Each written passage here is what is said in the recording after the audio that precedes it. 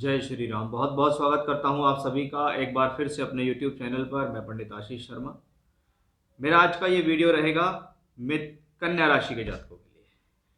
कन्या राशि वालों के लिए कैसा रहने वाला है फरवरी 2023 का महीना, यानी मासिक राशिफल कह सकते हैं, मंथली प्रेडिक्शन या मंथली हॉरोस्कोप हम इसको कह सकते हैं कि आपकी राशि से ग्रहों की स्थितियां फरवरी 2023 के महीने में कैसी रहेंगी, कौन सा ग्रह राशि परिवर्तन करेगा, आपकी राशि से कहां किस भाव में होगा और उसका आपके जीवन में क्या फल होने वाला है।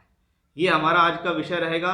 उन ग्रहों के आधार पर, उन ग्रहों के गोचर, उन ग्रहों की स्थिति, उन ग्रहों की युति के आधार पर आपका शिक्षा, आपकी संतान, आपका विवाह, वैवाहिक जीवन, आपका भाग्य, आपका कर्म, लाभ, पैसा, अपॉर्चुनिटीज कैसा रहने वाला है। ये महीना क्या देने वाला है आपको, क्या सावधानी है, क्या चेतावनी है, क्या उपाय कर सकते हैं जिससे हम अपने जीवन को बेहतर बना सकते हैं। तो आइए देखते हैं सबसे पहले ग्रहों की स्थितियां 1 फरवरी 2023 के दिन आपकी राशि से कहां और कैसे चल रही है। आप देखिए कि आपकी राशि से दूसरे भाव में केतु है और राशि से चौथे घर के अंदर बुध है, जिनका सबसे पहले राशि परिवर्तन होगा इस महीने 7 फरवरी को। बुध धनु राशि से निकलकर मकर राशि में चले जाएंगे। आपकी राशि से पंचम भाव में देखें तो सूर्य है, जो कि 13 फरवरी को राशि परिवर्तन करेंगे। राशि से छठे घर में है शनि और शुक्र का योग, जहां शुक्र 15 फरवरी को राशि परिवर्तन कर जाएंगे। वहीं राशि से सप्तम में बृहस्पति अपनी ही राशि में है, अष्टम में राहु है और नवम भाव में है मार्गी मंगल वृषभ राशि के अंदर। तो ये तो थी ग्रहों की स्थितियां जो आपकी राशि से मूवमेंट कर रही हैं। आइए सबसे पहले देखते हैं कि ये महीना स्वास्थ्य, सम्मान और कार्य क्षेत्र के दृष्टिकोण से कैसा रहने वाला है। क्योंकि बुध आपकी राशि से जो है स्वास्थ्य, मान सम्मान, आपके कॉन्फिडेंस लेवल को देने वाला ग्रह है, तो वहीं वो दशम भाव कर्म क्षेत्र का मालिक भी है। जैसे ही महीने की शुरुआत होती है तो हम देखते हैं कि आपकी राशि का जो लॉर्ड है वो बुध केंद्र में चल रहा है, यानी राशि से चौथे घर में चल रहा है। और सबसे अच्छी मजबूती क्या है कि महीने की शुरुआत होते ही केंद्र स्थान में 2 शुभ ग्रह चल रहे हैं। पहला बुध चौथे में है, दूसरा बृहस्पति सप्तम में है।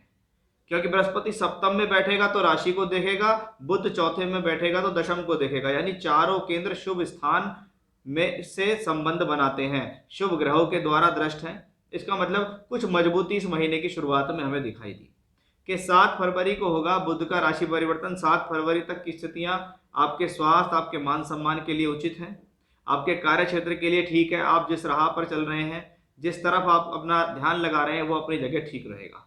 अब 7 फरवरी को होगा इसका परिवर्तन और वो बुध राशि से पंचम में आएंगे। पहले केंद्र में थे, अब त्रिकोण में है, यानी केंद्र से बेहतर जो भाव होता है वो त्रिकोण होता है। त्रिकोण में आना कि राशि का मालिक पंचम में आए तो पंचम भाव से संबंधित अच्छी स्थितियां मिलती हैं, क्योंकि शास्त्र कहता है राशि का मालिक जिस भाव में बैठता है वो भाव कहीं ना कहीं प्रफुल्लित होता है। जैमिनी ऋषि इसको पाक लगन बोल देते हैं कि राशि का मालिक जहां बैठ जाता है वो स्थान पवित्र हो जाता है। तो पंचम में आएगा तो एजुकेशन के लिए, विद्या बुद्धि के लिए, ज्ञान के लिए, संतान के संबंधों के लिए ये समय ठीक है। आपकी बुद्धि ठीक प्रकार से काम करेगी, आपके डिसीजंस ठीक काम करेंगे, आपका पढ़ाई में मन लगेगा, आपकी कैचिंग पावर बढ़ेगी।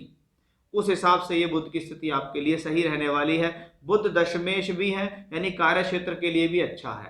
कर्म का पंचम से संबंध है, कर्म का बुद्धि से संबंध है, कर्म का लक्ष्मी से संबंध है पंचम से, और बुध पंचम में बैठकर देख रहा है एकादश भाव को। इसका मतलब ये जो कॉम्बिनेशन है ये सभी तरह से बेहतरी है, जिसने एक स्ट्रॉन्ग कॉम्बिनेशन दिखाया कि हाँ, मजबूती के हिसाब से, स्वास्थ्य, सम्मान, कार्य क्षेत्र के हिसाब से बुध इस महीने देने वाले प्लेनेट बनेंगे। अब हम देखते हैं कि राशि से छठे घर के अंदर शुक्र शनि का एक योग बना हुआ कि शनि अब तक चल रहे थे मकर में, 17 जनवरी को राशि परिवर्तन हुआ, शनि आ गए छठे में। 6 लॉर्ड इन 6th हाउस, छठे घर का मालिक छठे में रोग प्रतिरोधात्मक क्षमता दे रहा है, संघर्ष करने की क्षमता दे रहा है, परिस्थिति से लड़ने की क्षमता दे रहा है। अब यही जो शनि है ये योग कारक शुक्र के साथ है।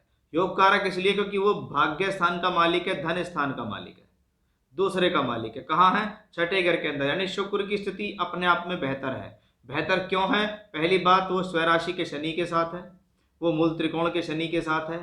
थोड़ा संघर्ष कराएगा लेकिन अचीवमेंट भी निश्चित देगा। भाग्य का मालिक अपने से दशम भाव में गोचर कर रहा है। इसको कहते हैं भाग्य से कर्म स्थान में चल रहा है और कर्म स्थान से भाग्य में चल रहा है। इसलिए ये शनि शुक्र का जो ट्रांजिट है, ये शनि शुक्र की जो स्थिति है, ये आपके लिए बहुत फेवरेबल है। 15 फरवरी को होगा शुक्र का राशि परिवर्तन, शुक्र हो जाएंगे एक्सॉल्टेड, यानी 15 फरवरी के बाद आपके जीवन में आपका भाग्य और धन की अपॉर्चुनिटीज ज्यादा बढ़ेंगी, क्योंकि शुक्र बैठेंगे राशि से सप्तम में। पहले तो वहां बन रहा है हंस योग, क्योंकि बृहस्पति वहां है। दूसरा वहां पे बनेगा मालव्य योग, क्योंकि शुक्र वहां उच्च के हो जाएंगे। अब हंस योग और मालव्य योग सप्तम में चल रहे हैं। सप्तम भाव जीवन साथी मिल सकता है, लाइफ पार्टनर की तरफ से फायदा मिलेगा, कोई पद प्राप्ति, कोई सम्मान, कोई अच्छी नौकरी मिलना, कोई प्रमोशन होना, या व्यापारिक क्षेत्र में कुछ अच्छा आपके साथ हो जाना, ये सप्तम भाव रिलेटेड अच्छी चीजें हैं। बृहस्पति है तो ज्ञान का प्रतीक है, जीवन साथी से सहयोग दिला सकता है।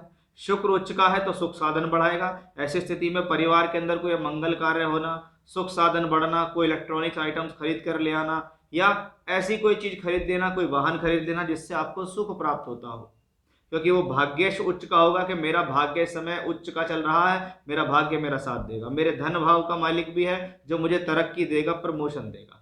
यानी ये महीना जैसे जैसे आगे चलेगा वैसे वैसे अपॉर्चुनिटीज आपके लिए बढ़ेंगी, वैसे वैसे कार्य क्षेत्र में तरक्की होती आपको दिखाई देगी।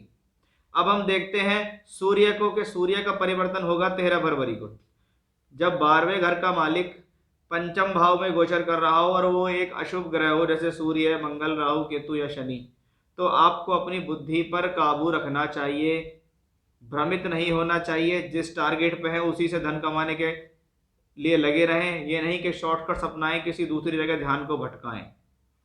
ये सूर्य द्वादशेश होकर छठे घर में ट्रांजिट करेगा 13 फरवरी के बाद, यानी इस दौरान आपको थोड़ा सा अपने स्वास्थ्य का ध्यान रखना होगा, व्यर्थ के खर्च से बचना है।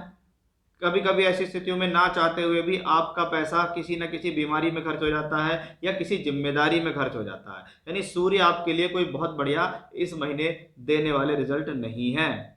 अब आप देखेंगे कि आपके अष्टम में राहु है।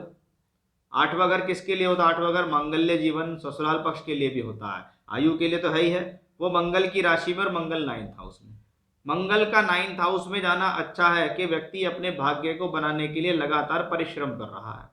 ये मंगल चेंज करा सकता है, ये मंगल परिवर्तन करा सकता है, स्थान परिवर्तन, नौकरी परिवर्तन, दूसरे स्थान पर जाकर काम करना, ऐसा परिवर्तन कराने में सक्षम है। लेकिन अष्टम में राहु है, राहु मंगल की राशि में और मंगल 9th हाउस में, यानी आसान नहीं है भाग्य बनाना। अगर एक बार भी आपने अपना साथ छोड़ा, अपना आपको डिले करा, अनुशासन से अलग हटाया, सुस्त हो गए, काम में पूरा ध्यान नहीं दिया, तो एकदम तेजी से आपको उसका डाउनफॉल भी मिलेगा। यानी लगातार जिस क्षेत्र में लगे हुए हो उसमें उतनी मेहनत करनी भी जरूरी है, अन्यथा आपके लिए समस्या बन जाएगी। तो टारगेट से भ्रमित नहीं होना है, मेहनत लगातार करते रहनी है, तभी आप अचीवमेंट प्राप्त करोगे, तभी ये सभी ग्रह मिलकर आपको कुछ देंगे। यानी देखा जाए तो कन्या राशि के जातकों के लिए फरवरी का महीना वाकई में ही बेहतर है, बस अपनी तरफ से असावधानी नहीं करनी है। तो ये था मेरा आज का विषय कि कैसा रहेगा कन्या राशि के जातकों के लिए फरवरी 2023 का महीना। फिर से इसी प्रकार की जानकारी लेकर आपके सामने हाजिर होऊंगा, तब तक के लिए बने रहिएगा मेरे साथ। जय श्री राम।